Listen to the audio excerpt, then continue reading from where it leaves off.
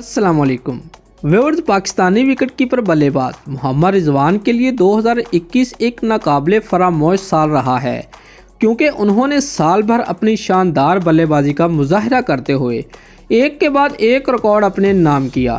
West Indies के खिलाफ series के बेहतरीन खिलाड़ी का एजाज़ हासिल करने के बाद मोहम्मद रिजवान ने एक कैलेंडर साल में जीतने वाले सबसे ज़्यादा player of the series award का रिकॉर्ड बराबर किया, जो 1998 में अब तक के अजीम तरीन बल्लेबाजों में से एक सचिन तेंदुलकर ने कायम किया था।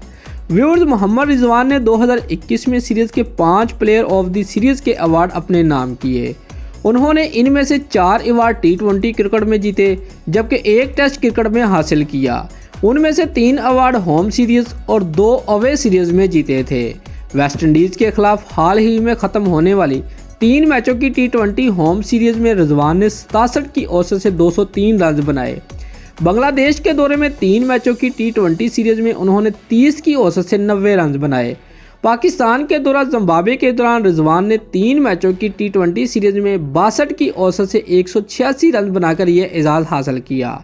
जनूबी अफ्रीका के दौरा पाकिस्तान के दौरान उन्होंने 3 मैचों की T20 सीरीज़ में 65 की औसत से 197 रन बनाए और 2 मैचों की टेस्ट सीरीज़ के दौरान 3 इनिंग्स में 55 की औसत से 166 रन बनाए। इन्हीं दोनों फॉर्मेट्स में सीरीज़ का बेहतरीन खिलाड़ी करार दिया गया। दोस्तों, अगर आपको हमारी ये वीडियो अच्छी लगी है तो लाइक और कमेंट ज़रूर करें और हमारे चैनल को सब्सक्राइब करना मत भूलिए। शुक्रिया।